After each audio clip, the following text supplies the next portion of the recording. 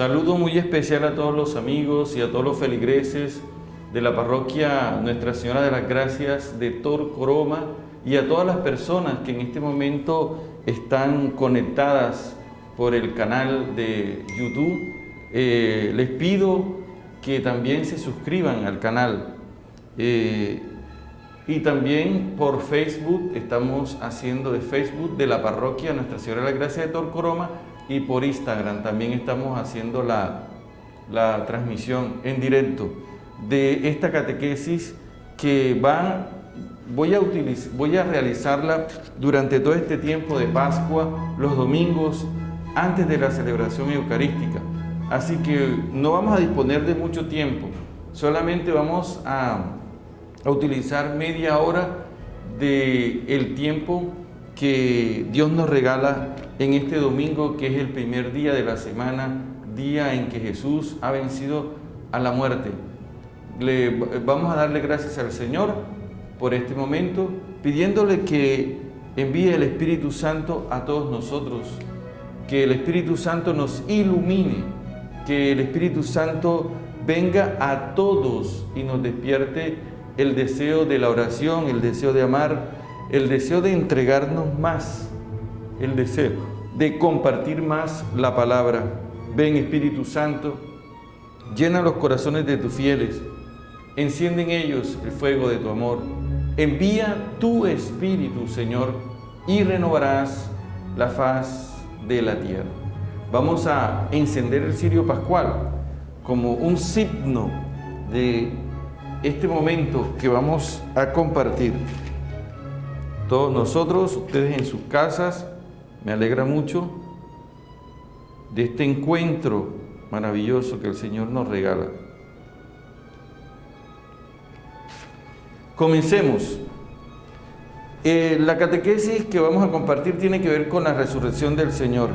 Me voy a basar en que hoy nosotros nuevamente continuamos meditando acerca de este acontecimiento que ha marcado la historia y la ha dividido antes y después de la muerte y resurrección de nuestro Señor Jesucristo. El texto que nos propone la liturgia hoy es el Evangelio de San Lucas en el capítulo 24, versículo 13, que habla de los discípulos de Emaús. Pero nosotros no nos vamos a referir al texto como tal de los discípulos de Emaús, porque quiero que iniciemos estas catequesis haciendo una meditación acerca de qué es la resurrección. Yo siempre quiero partir basándome en lo que dice la Santa Iglesia Católica, sobre todo en el Catecismo de la Iglesia Católica. Y hay algo que me ha impactado a mí del Catecismo de la Iglesia Católica, y es que dice las cosas de manera concreta y muy esenciales. El Catecismo de la Iglesia Católica, para referirse a la resurrección de nuestro Señor Jesucristo, primero nos dice que descendió a los infiernos al tercer día. Así lo leemos nosotros en el numeral 631. Y empieza a explicar el numeral 631 diciendo que Jesús bajó a las regiones inferiores de la tierra. Es que este que bajó es el mismo que subió, haciendo alusión a un texto de Efesios capítulo 4, versículo 9. ¿Qué sucede?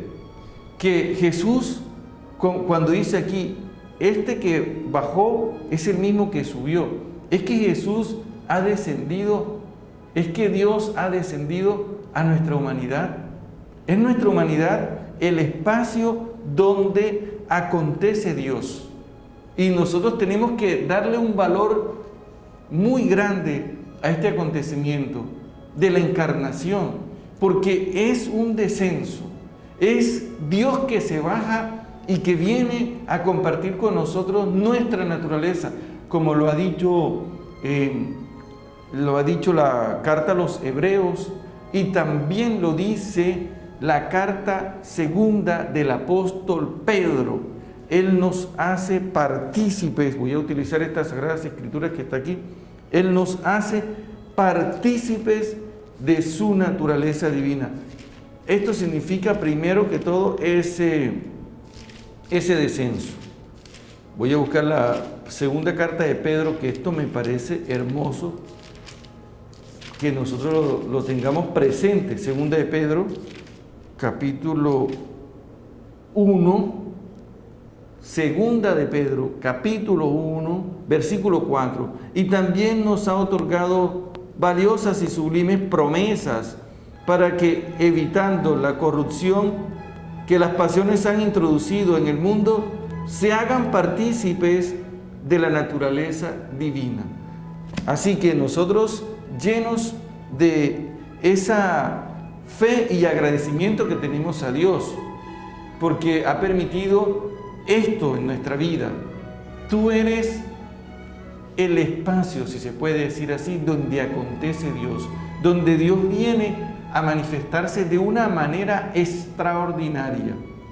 Y el Catecismo de la Iglesia Católica continúa diciendo en el numeral 632 que dice: las frecuentes afirmaciones del Nuevo Testamento según las cuales Jesús resucitó entre los muertos, y habla de esta afirmación refiriéndose incluso a los textos bíblicos de Hechos 3:15, Romanos 8:11, 1 Corintios 5:20.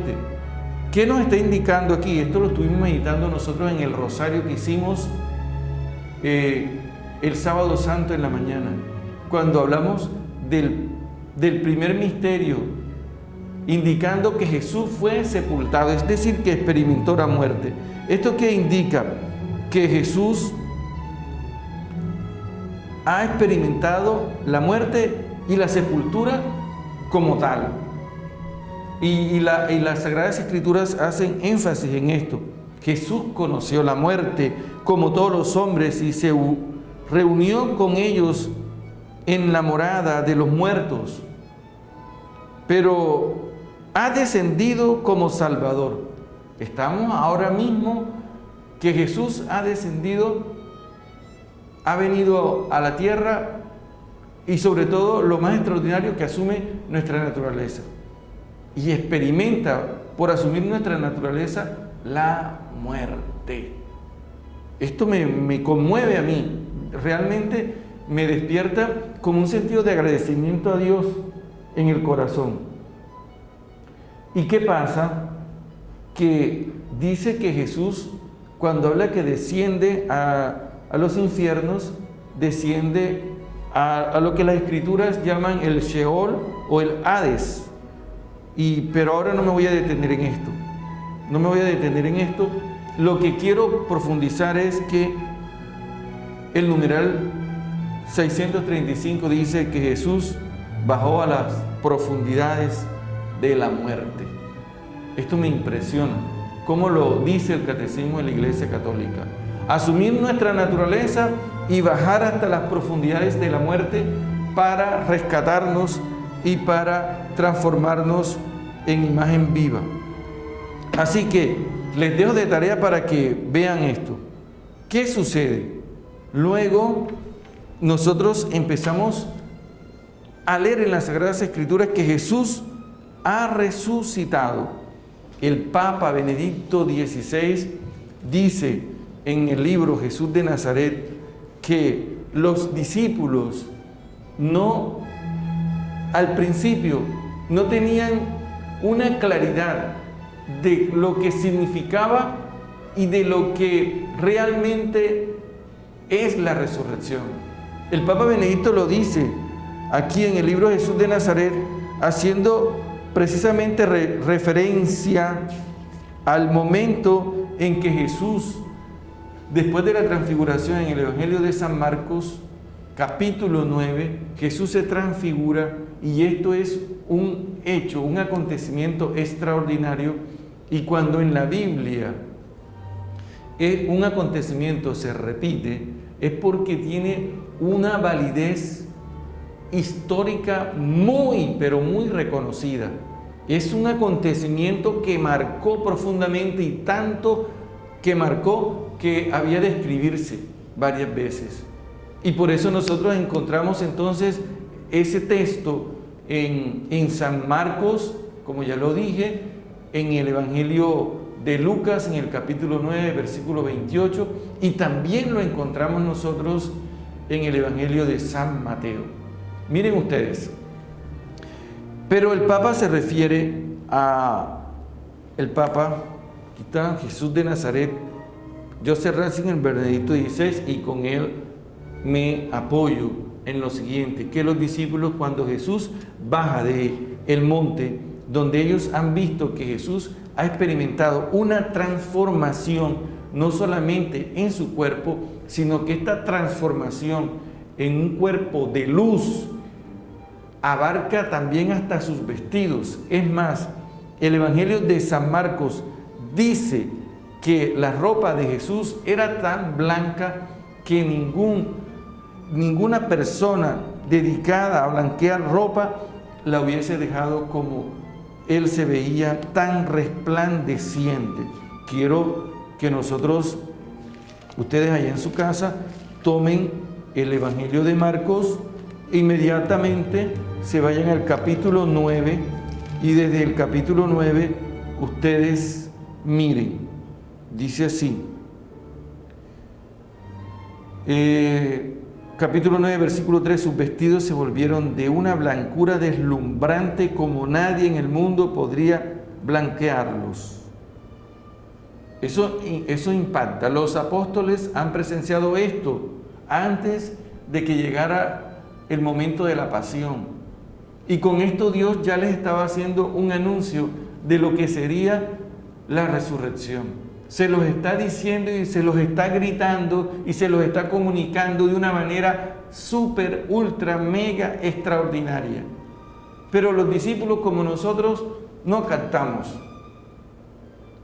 Hay un padre que se llama Rainiero Cantalamessa que, refiriéndose a este acontecimiento de la transfiguración del Señor, dice que Jesús no sabía que esto iba a suceder. Él no sabía que el Padre iba a realizar este acontecimiento en él, de la transfiguración, y que ha sido precisamente un don del Padre a Jesús, porque Jesús ha decidido donarle su vida.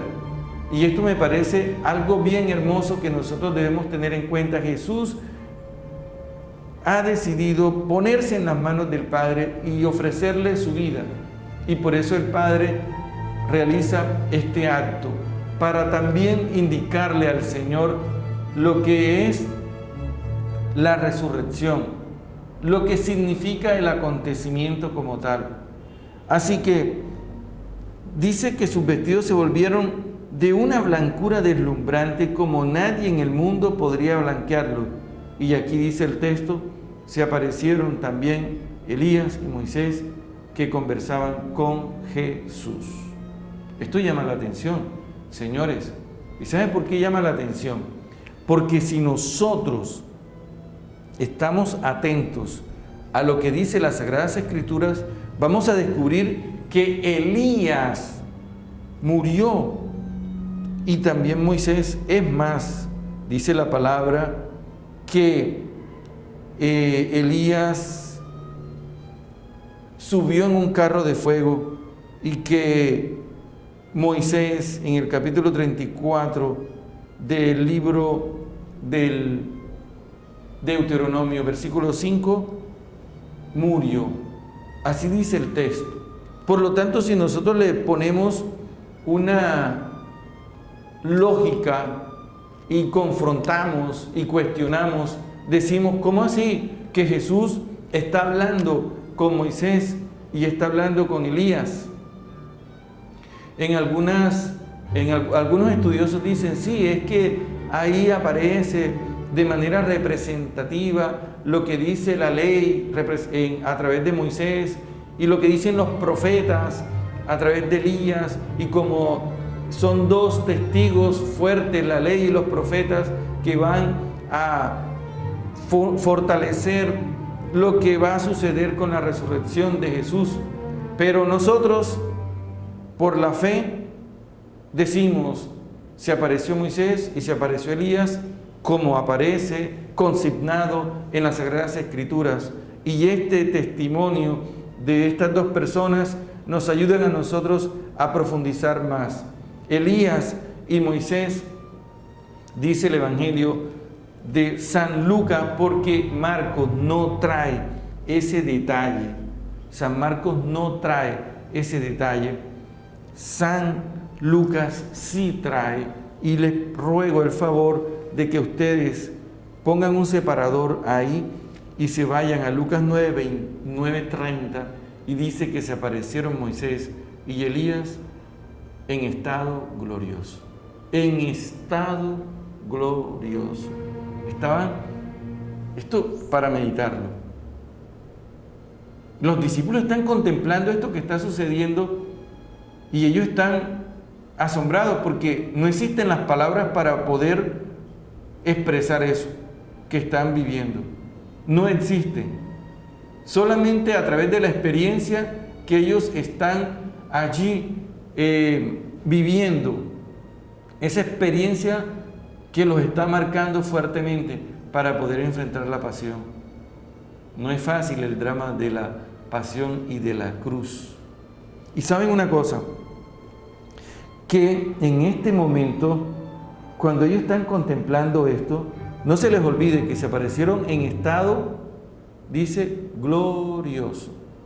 Ráyenlo en las Sagradas Escrituras, búsquelo en las Sagradas Escrituras, téngalo presente, porque el Catecismo de la Iglesia Católica, cuando habla de la resurrección, habla incluso, me parece espectacular, cómo habla diciendo que en el numeral 988 habla del estado del resucitado, 988, y quiero que lo tengamos presente.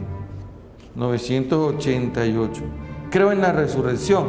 Ella dice, revelación progresiva de la resurrección, que es lo que estoy tratando de compartir con ustedes, que los apóstoles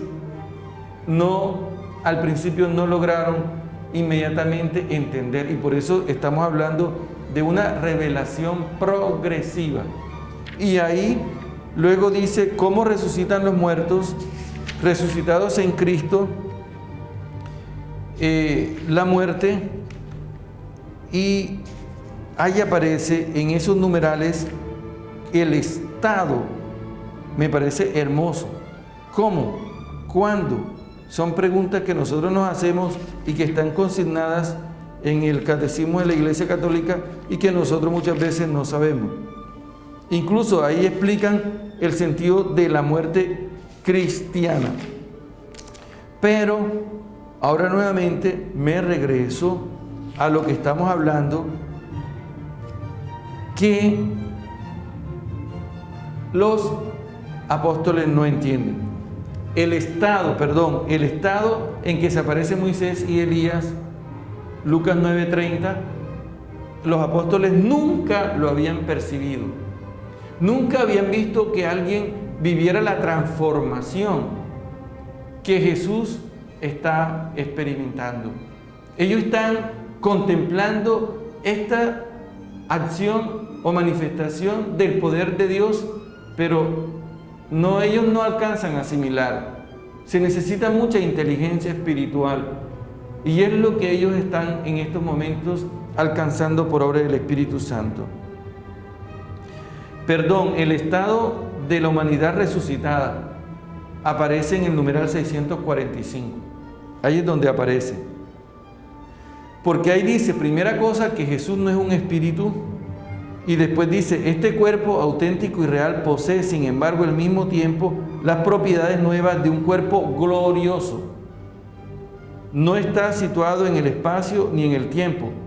Y luego aparece tercero, de tal manera que en este estado glorioso puede aparecer como Él quiere, bajo la apariencia de un jardinero o bajo otra figura, como se le apareció a María Magdalena. Numeral 645. Vuelvo nuevamente al texto de la transfiguración de Jesús que está narrando Marcos y que el Papa Benedicto dice, los discípulos no lograban comprender esto. Obviamente el Papa, como nos está introduciendo a nosotros en ese momento, igual nosotros también pasamos por ahí. Y dice así, ¿qué sucedió allí? Para los testigos que habían tenido un encuentro con el resucitado, no era fácil expresarlo, como no fue fácil expresarlo para los discípulos cuando estaban frente al acontecimiento de la transfiguración.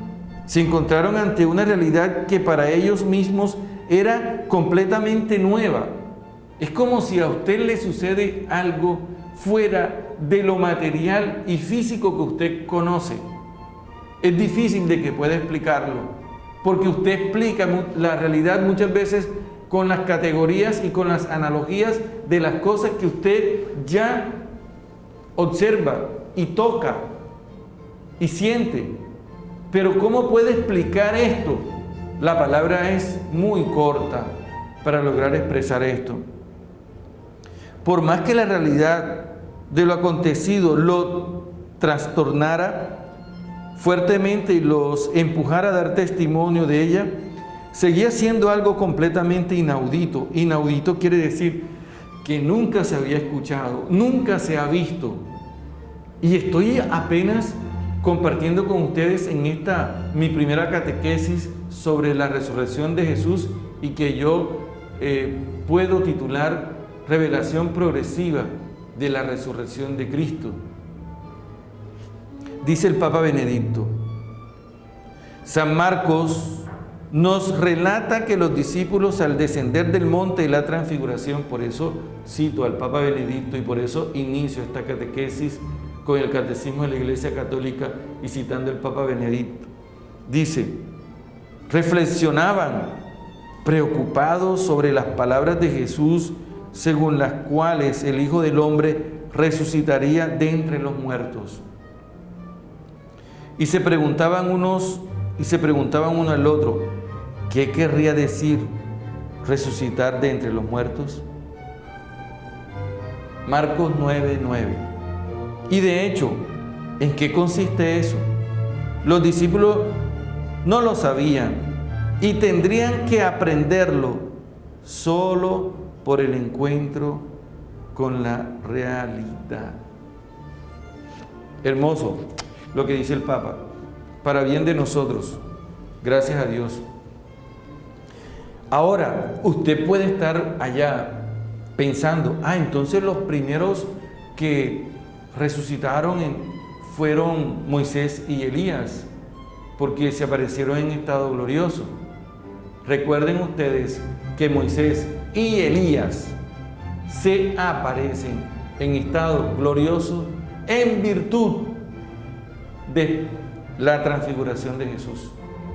Es decir, Jesús primero es transfigurado y después es que aparecen Moisés y Elías como un testimonio de que Dios es el Señor de la vida, de que Dios es quien nos concede a nosotros esa gracia, y en particular a los discípulos para educarlos y para enseñarles, porque los discípulos se van a enfrentar a algo bien terrible e impactante, que va a ser la pasión de Cristo y su muerte en la cruz. Igual para nosotros que somos unos simples mortales, ante el sufrimiento y la muerte de nuestros seres queridos, muchas veces olvidamos, y no porque nosotros seamos incrédulos, sino porque este misterio merece de nuestra parte mucha atención y meditación para poder guardarlo en el corazón, como dice el Evangelio de Lucas en 2:19, que la Virgen María guardaba todas estas cosas y los meditaba. Y así, de esta manera, nosotros nos vamos fortaleciendo en la fe, porque sin meditación no hay revelación. Y por lo tanto, nosotros, hoy que iniciamos estas catequesis, necesitamos que el Señor, a la luz del Espíritu Santo, nos permita en este primer momento tener presente que Él va dirigiendo la historia y que Él le da a Jesús esta gracia muy hermosa de la transfiguración, para que Jesús se llene de mucha confianza, como todo hombre que se va a enfrentar a la muerte, y descubra que Moisés y Elías, en virtud de él, se aparecen en estado glorioso, indicando que ese sería el estado glorioso, resucitado, con el cual él estaría presente con nosotros en la humanidad.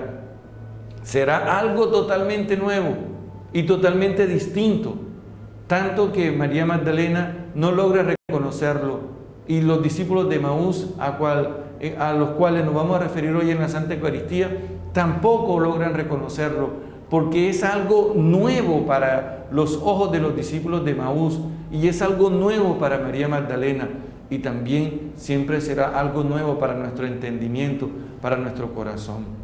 Pero lo que sí nos llena de tanta seguridad es que las Sagradas Escrituras nos están transmitiendo una fuerza para que nosotros tengamos esa fe y esa esperanza de que la muerte no tiene ya ningún poder sobre nosotros, que la muerte ha sido vencida, porque con esta transformación que vamos a experimentar todos nosotros, la muerte ya no tiene nada que ver.